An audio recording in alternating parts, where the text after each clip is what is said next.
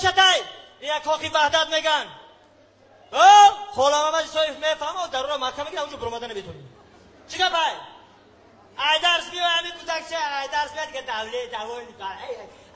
ای با کی میخونی با کی میخونی بچه بخما او بخاطر که میخونی خانواده اوسا بالا نکن ما و اوچت بروا خونیم 3-4 دیپلم داریم بخاطر بکن بچم پگا برای خودت میخونی برای من نمیخونی فهمیدی کو گفتا گفتن که چی درسی که بود اومدم من نشون تین کو کانی چی خونی روز چی رسمی چی درسی رسم خب من رسمی خونه کشتم گفتم که چی رسمی که خوی نمونه کشی من رسمی خونه کمونه انا این شما دادا جون کدومش میام اینا انا این نون خای این چای این دادره که من خوانه چای نون دسترخوان او امی توته که من در صورتی مادرت میکشیدی جنگ میشد از سر دسترخوان اوخی مادرم کو